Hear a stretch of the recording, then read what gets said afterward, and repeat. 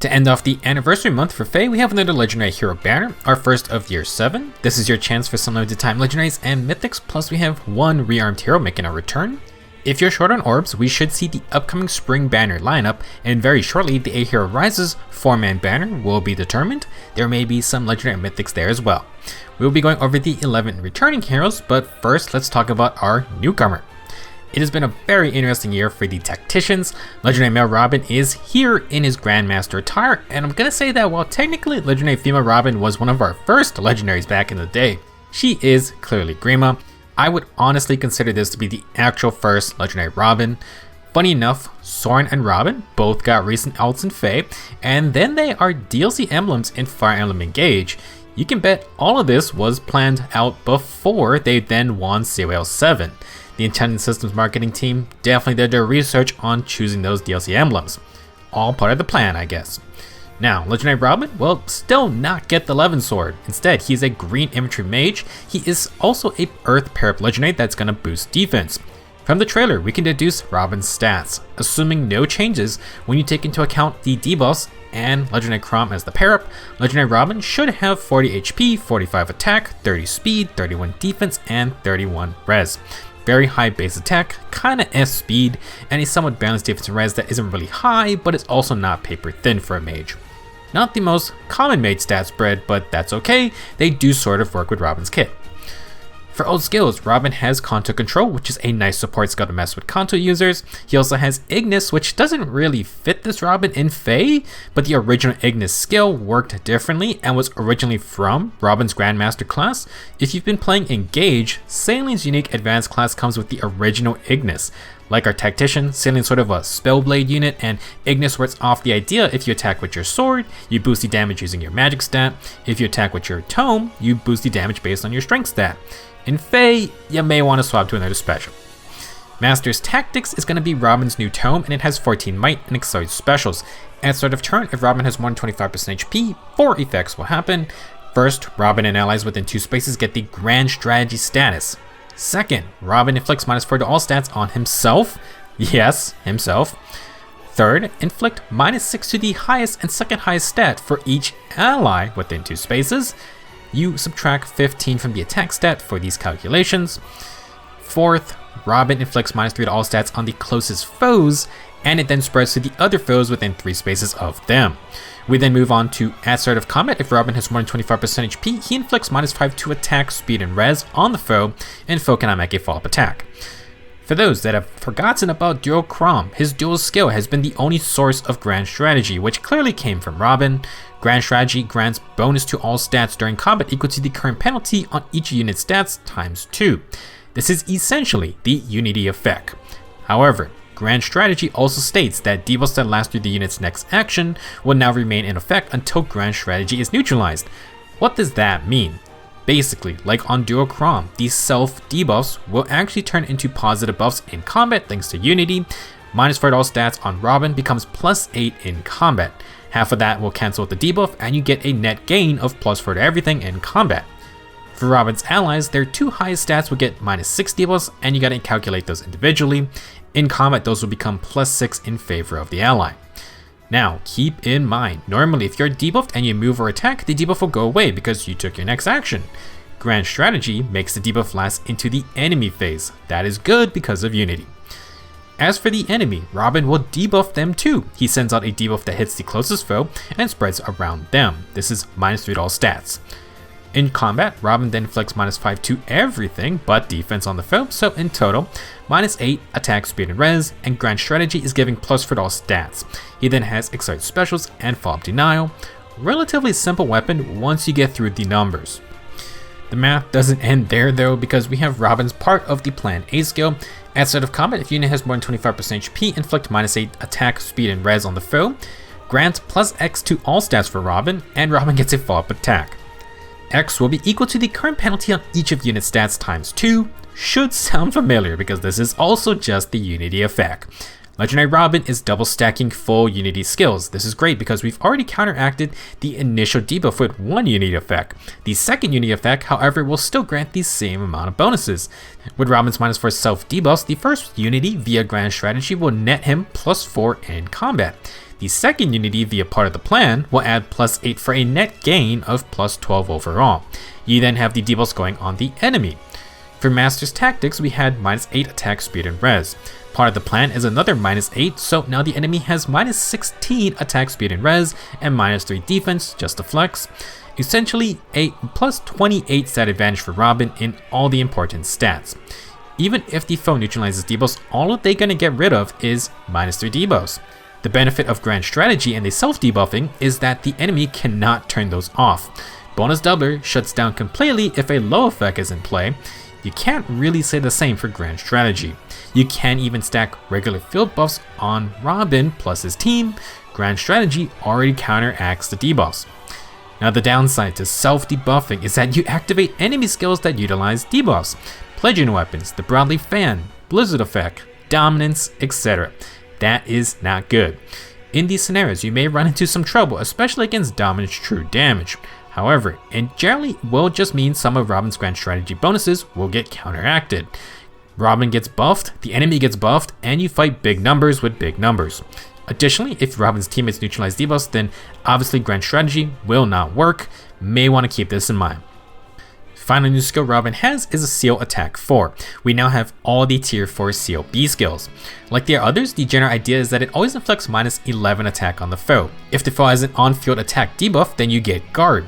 Because Robin inflicts -3 attack debuffs on the field, Seal Attack 4 adds -8 attack, and thus you're going to get that -11 attack overall. Add those attack debuffs to his weapon and A skill, and that makes our Grandmaster not an easy target. Robin will have decent speed, but also gets Omni Breaker if it's not enough, and with Seal Attack 4, you can get Guard as well. There are a lot of numbers being added and subtracted, but generally speaking, not a lot of crazy combat effects are happening. No damage reduction, no true damage, no healing, and no special cooldown besides slaying. Legendary Robin will be providing Grand Strategy and small debuff support for the enemy team though. If you can't avoid debuffs, you can at least turn some of it around to fight the enemy. If your team needs debuffs on the foe, Robin can tag the closest group for them. He also has content control to deal with some mobile targets. I would say Legendary Robin will be a pretty bulky unit that will be annoying for enemies that do not take advantage of debuffs. In those scenarios, you can add a buffing teammate to just widen the stat advantage gap. If you can use someone with full buffing capabilities, Bonus Dabbler would be a fun addition. Now, for Robin's team, like with his own kit, Grand Strategy will stack with other unique effects or the A skill, Legendary Marth, Fallen Ike, Dogger, Cynthia's Recent Refine. Watch out for units who neutralize debuffs though, since Grand Strategy will just not take effect. Moving on to the 11 other units on this banner, the red group has Legendary Seliph, Gregor, and Male Shez. Blue has Saros, Legendary Female Violet, and Legendary Faye. Green has Legendary Robin, Thor, and Legendary Xander. Colorless will have Elamine, Ashera, and Rearmed Robin, aka Rearmed Garima. The red group is a little light on limited units. Legendary Seliph is a Sword Cavalier with low speed and is very overshadowed by his offensive Brave ult. This Seliph tries to go for an enemy phase playstyle with -6 attack and defense debuffs and 7 HP healing on hit. Holy War's End is a quicker post skill that also has an enemy phase version of Desperation, meaning Seliph hits twice in a row on the enemy phase. This mimics a dual phase Brave weapon, but is stopped by any no follow-up effects, and in general with his cavalry stats, he's not the most threatening unit. He doesn't even get a follow-up on the player phase, and comes with Distant Counter which locks him into that enemy phase mode. Definitely needs a remix. If you do get him, maybe save him for that remix glow up, otherwise DC and Giant Hone Defense can go in just about any unit. Next up is Gregor, an infantry sword unit with high attack and defense and some speed to work with. Blade of Favors has the still pretty unique ability to deploy debuffs at the start of the player and enemy phase. It inflicts -6 attack, speed, and defense debuffs to anyone within 3 columns or 3 rows centered on Gregor, and he gets +6 attack, speed, and defense in return. In combat, you got Excited Specials, a pledging effect, and one-time 40% damage reduction. To further his defense focus, Solid Ground 4 is the flat stat booster for his +7 attack defense at the cost of -5 res, still only on Gregor. You then have Infantry No Follow to give other infantry allies the no follow-up status, also pretty rare in general. To end this group, we have Male Shez, who is a fast and hard-hitting, dual-wielding sword infantry unit. Crimson Blades grants +5 speed in exchange for -5 defense and res, and it has dual phase Brave attacks. If Shez has more than 20% HP, he gets breath type cooldown reduction, and if he has more than 40%, he gets one-time 40% DR. For skills, you can have Speed and Defense Bulwark 3 if you want a speedy bulwark unit. This one's only on this Shez currently. He also will have attack and speed Oath 4, which is insanely good, 2 space range to get a +6 attack and speed self buff, and you get warping, and you can get another +3 attack and speed in combat when near an ally, just top tier C skill option. For the most part, red isn't too crazy from a gameplay standpoint, but we do have some rare skills on the units. Everything Gregor and Shez has is quite hard to get still. Moving on to the blue group, we got Mythic Saros, a blue infantry dragon with low speed. Aurora Breath grants +6 attack and a follow-up attack when you initiate, and for the enemy phase, Saros is going to get +6 defense and res with follow-up denial. Her Wings of Light C skill boosts the stats of fellow mythics for 5 turns, and the buff will increase every turn. For skills, Mirror Impact has some competition with the new remote mirror, follow-up denial versus damage reduction.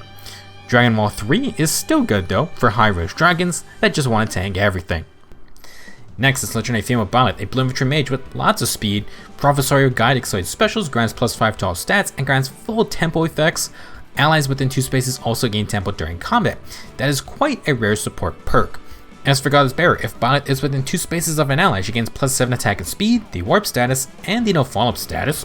For skills, Bonnet will have the rare Ruptured Sky, which is always a nice 2 cooldown special that scales with the enemy attack. She also has attack and speed ideal 4. Since the tier 3 of this skill is on a few free-to-play units, you can pick up the tier 4 with low speed and res 3, or just grab Ruptured Sky. Last up, we have Legendary Fae, a blue infantry dragon that can become a literal raid boss. Dazzling Breath inflicts -5 to all stats, prevents a follow-up attack, and inflicts guard on the foe. Life Unending is a miracle special that will pre-charge itself on turn 1. When you finally take Fae to 0 HP, she will survive, and then full heal after combat. I like the revival stones getting added to more bosses in Engage, but man, I do not want to deal with more of that in Fae.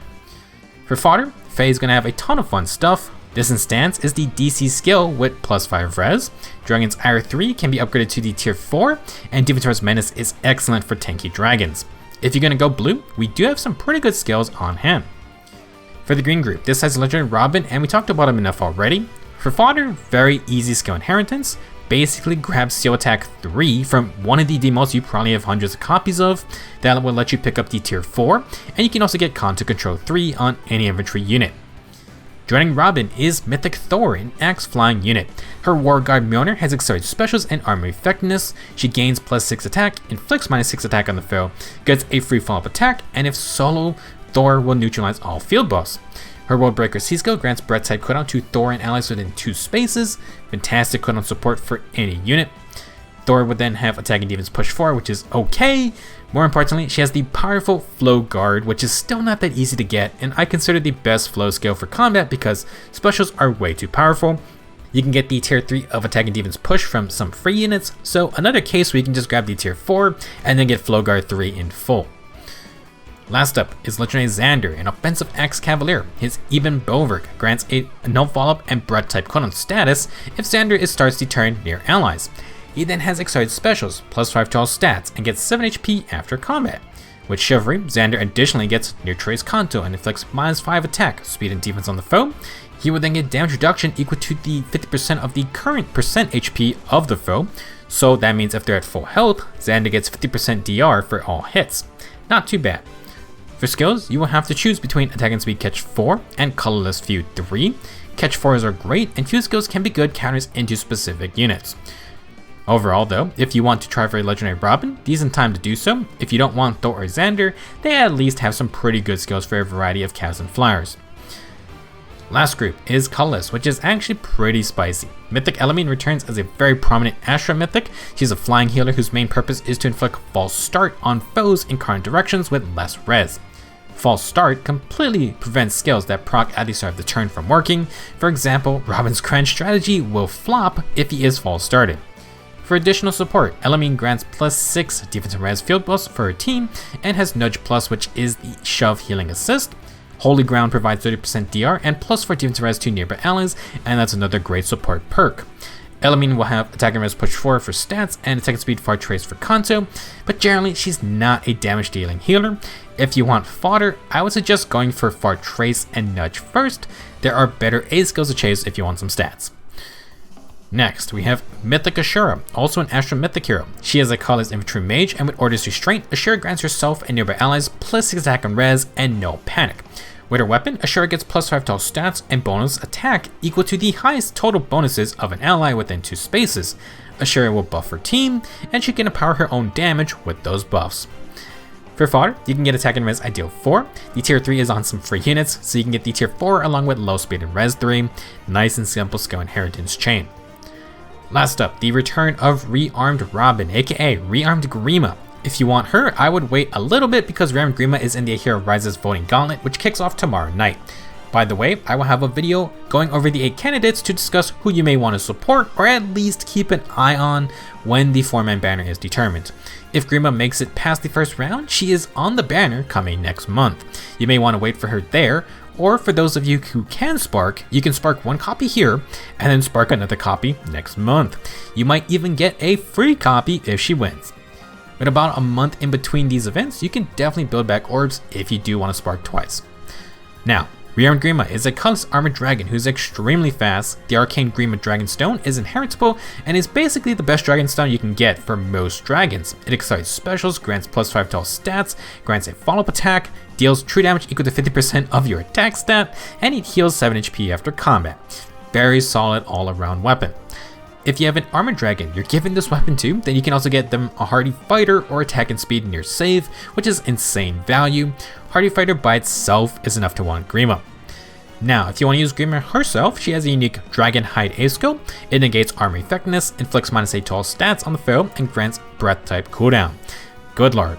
Rearmed Grima is excellent for hardy fighter shenanigans and only weak to falchions. She is not the tankiest up front, but she's insanely fast for an armor unit and can easily pivot to far safe builds, one-shot counter builds, or even player phase builds. There is a reason she is in the Hero Rises competition. That wraps up this month's Legendary Robin banner. Let me know what you think and good luck if you're summoning. A Hero Rises will kick off as February comes to a close, and that banner might have some spicy units you may want. I will be talking about the 8 units who could win it all and just discuss why they are there, plus go over skills to keep an eye on. That will be it for this video though. Thank you for watching and see you in the next one.